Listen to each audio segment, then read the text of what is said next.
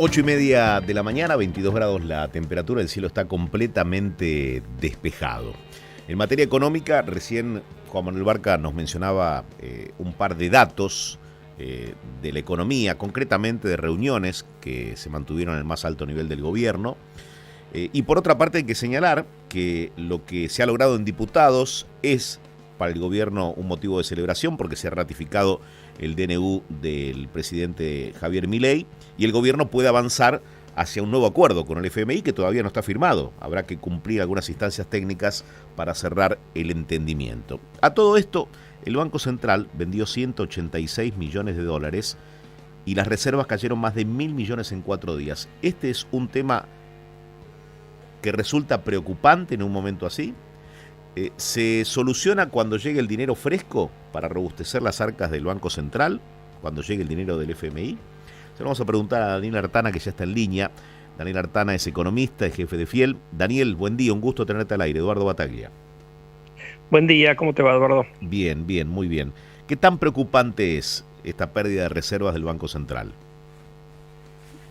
Bueno, obviamente que es una cifra de una magnitud importante, ¿no? Porque a eso después hay que sumarle el dato que no se sabe de cuánto intervienen en los mercados alternativos, ¿no? Que aparentemente lo han hecho ayer en algún momento que tocó los 1.300. Yo escucho con eco esto, no sé si se podrá mejorar porque... A ver, ahí lo estamos corrigiendo, ¿sí? Vos me decís si mejora. A ver, ¿ahora? A ver, ¿ahora? ¿Bien? Bueno.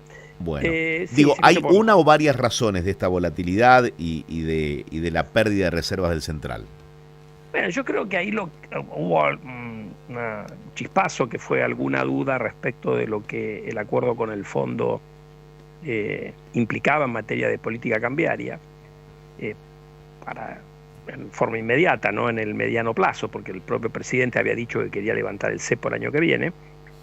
Y eso cuando vos tenés acá dos tipos de carry trade contra el dólar oficial, que habían anunciado una tablita del 1% mensual, entonces eso incentivaba a importadores a postergar pagos para ganarse la tasa de interés y a exportadores para hacer lo contrario. Digamos, bueno, en el momento que empezaba a tener incertidumbre, la gente empieza a cerrar posiciones, entonces es natural que el central pierda dólares en el mercado oficial.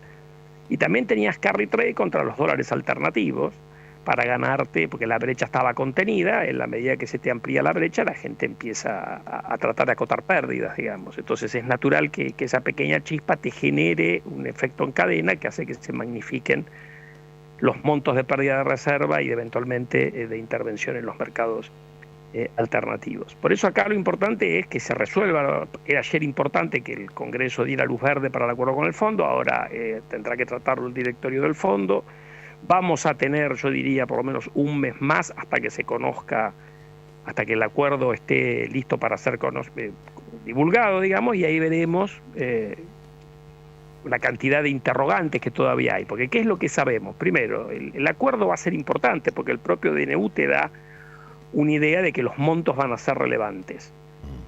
¿Por qué? Porque se consigue dinero para pagarle al propio fondo lo que se le debe los próximos 4 años de capital. Esos son unos 12.000 millones de dólares, quizás entre 12 y 19, dependiendo de cómo se interprete los 4 años y medio que figuran ahí en el DNU. Y además hay fondos frescos porque es que se utilizarían para que el Tesoro cancele una de las letras que tiene con el Banco Central. Sabemos que no todas, pero una parte. ¿Cuánto es esa parte? No lo sabemos. No es lo mismo que esa parte sea 1.000 millones de dólares que sea 10.000. Pero eso se va a resolver en las próximas 3-4 semanas. Y después está la discusión de la política cambiaria, que si esa política cambiaria va a seguir como el gobierno había establecido el 1% mensual, si se va a ir un esquema de bandas cambiarias acotadas, si se va a ir un esquema de flotación antes de lo que por ahí se esperaba a partir de las declaraciones del presidente y del equipo económico. Bueno, todo eso no lo sabemos y esa incertidumbre genera ruido. Ahora, el acuerdo con el fondo es necesario porque Argentina, que no accede a los mercados de capitales y por lo tanto no tiene que pagar con reservas del Banco Central los vencimientos de deuda con los privados, si además tiene que pagar con reserva del Banco Central los vencimientos del fondo porque no hay un acuerdo nuevo con el fondo, la situación se hace prácticamente imposible. Entonces era necesario un acuerdo con el fondo, porque recordemos que el gobierno anterior había hecho un acuerdo que no pagaba nada durante el resto del gobierno de Alberto Fernández y empezaba a pagar, sobre todo muy fuerte, a partir del año que viene. Entonces le dejaba un poco el muerto al gobierno siguiente.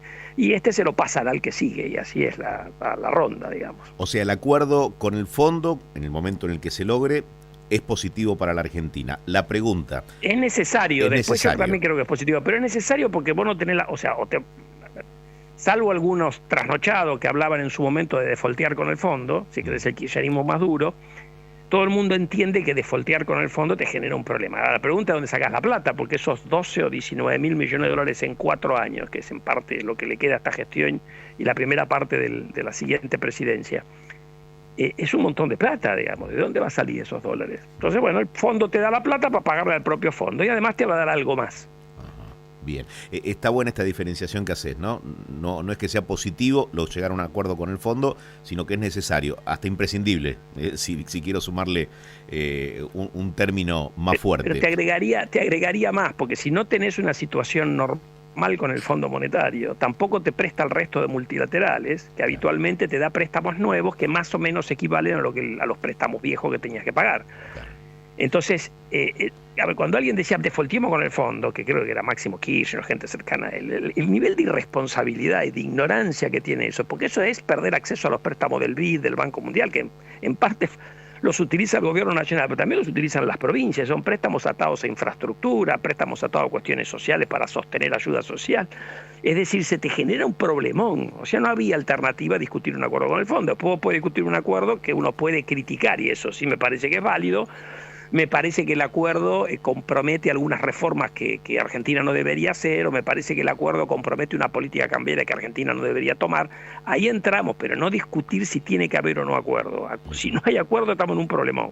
Y por lo tanto era obvio que iba a haber acuerdo. Un nuevo préstamo. Daniel, pregunta de un ciudadano común.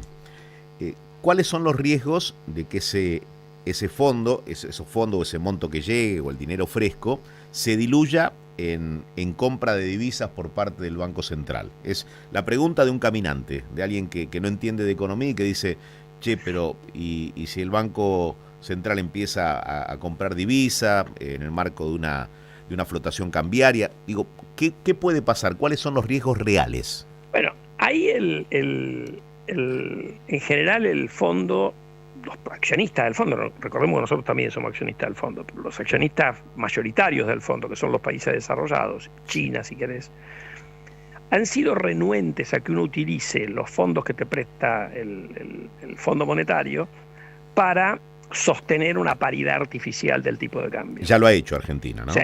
Bueno, por eso, lo ha hecho Argentina en el 18 con un poco, eso generó algún cortocircuito en aquel momento. En realidad, los préstamos del fondo están pensados para sostenerte y que vos no sufras tanto cuando tenés un evento negativo que te complica lo que se llama la balanza de pagos. Por ejemplo, se te cayeron los precios de exportación, cosa que ha ocurrido en la Argentina. Entonces lo que hacen, supuestamente, es darte el financiamiento para que vos puedas acolchonar mejor ese shock externo negativo. Pero no para intervenir, no para que los argentinos, particulares o empresas, compremos dólares baratos. Eso normalmente... Ahora, en la medida en que te entra la plata del fondo, aunque vos no la puedas usar para eso, también te da alguna capacidad, porque también el fondo tampoco es que dice no intervengas nada. Esto también estaba en el acuerdo del 18, alguna capacidad, alguna regla de intervención había que no era del todo claro. Entonces te da un poco más de poder de fuego al Banco Central.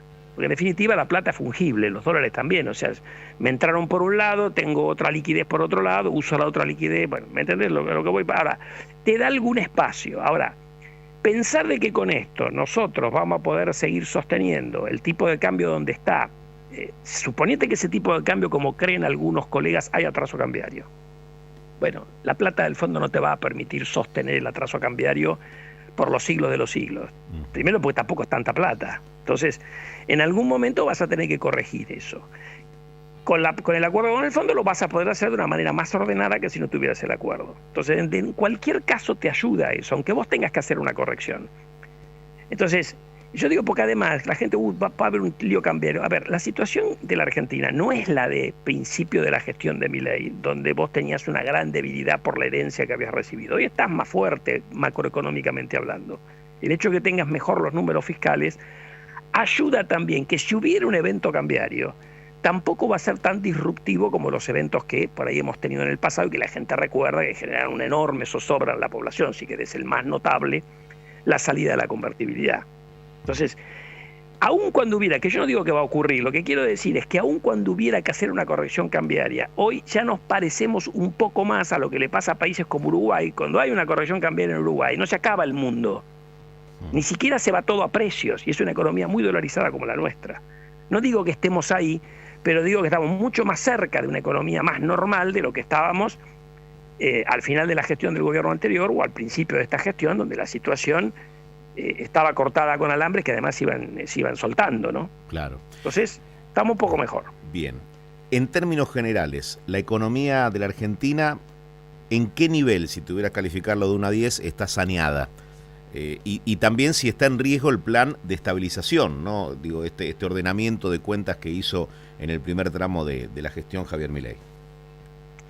Mira, yo creo que en esta cuestión uno en un país como la Argentina no tenía alternativa porque no tenía financiamiento a arreglar los números fiscales. El gobierno lo ha hecho rápidamente, ahora tiene algunos desafíos en materia fiscal, pero la verdad que ha hecho una corrección de una magnitud de alrededor de 5 puntos del PBI, que no era fácil imaginar a final del año 23 cómo ibas a poder hacer eso. Bueno, el gobierno lo hizo y eso le ha dado tranquilidad y ha estado detrás de la baja de la tasa de inflación. La baja de la tasa de inflación ha sido muy importante, pero todavía queda un camino por recorrer. En ese camino por recorrer, pues todavía estamos al 2 y pico mensual, que es un número extravagante de alto, en ese camino por recorrer es donde se ha metido esta discusión cambiaria, porque el gobierno está queriendo quemar las naves para que votemos en octubre con una inflación, es mi interpretación, el 1,5 mensual, por decir un número. Sí. Y en eso por ahí ha tensado un poco la cuerda y te ha metido en esta discusión, en una discusión cambiaria que se ha complicado porque además el mundo está más complicado para Argentina y en general, a partir de algunas decisiones del gobierno americano que son difíciles de entender, ¿no es cierto? Porque eso de pelearte con tus socios comerciales estratégicos y castigarlos con aranceles, uno no entiende bien hacia dónde quiere ir el gobierno americano, ¿me entendés? O sea, una cosa es que vos tengas una discusión y que decís, bueno, mira, no quiero que me mande más limones. Otra cosa es que vos le metas aranceles generalizados a las importaciones de... Pues, a ver, uno podría entenderlo de China, pero México y Canadá, hablar... ¿Me entiendes? Hay cosas raras ahí. Eso te ha metido un ruido enorme, ese ruido enorme nos complica en una situación donde nosotros estábamos transitando un puente de un par de años hasta que uno iba a tener un salto de exportaciones monumental a partir de la energía y la minería. ¿Okay? Entonces, eso te ha metido ruido, porque si vos mirás a Argentina en el año 30, en una economía con una macro normal, a este país le van a sobrar los dólares, ¿no? Porque tenés un aumento de exportación de energía que está ocurriendo a un ritmo de 5.000 millones de dólares por año. Hoy tenés un superávit energético que es más que el superávit comercial que tiene la Argentina. Y eso se ha hecho, si querés, en los últimos 3 o 4 años. Y vas camino a algo parecido en minería, aunque un poco más lento. Entonces, tenés ahí una cantidad de cosas que me parece que te dan alguna expectativa, digamos, y que te agarra en un momento donde el mundo se te convulsionó y te generó algún ruido que te ha metido, bueno, te ha complicado un poco el manejo de la macro, ¿no? Perfecto. ¿Y de la micro qué tenés para decirnos, Daniel? Te pregunto por algunas actividades o gente que trabaja en algunos rubros donde la economía no ha despegado, la actividad todavía no ha pegado el salto pretendido. Bueno, los números de actividad que se conocieron ayer del cierre del año 2024 fueron mejores que lo esperado. Has tenido una recuperación del producto, una caída del producto menor y además en los últimos 2 trimestres una recuperación del consumo privado bastante importante. Yo creo que la economía se va normalizando. Dentro de esa normalización tenés algunos sectores, por ejemplo la construcción, que todavía sigue estando muy deprimida, en parte porque no se ha caído la obra pública, en parte por otras cuestiones también. Tenés la contracara de algunas actividades que se han normalizado, el agro, si querés, después de la sequía. Algunos sectores industriales que les ha ido bien, otros que no, en general los que estaban muy protegidos. Entonces es una realidad muy diversa.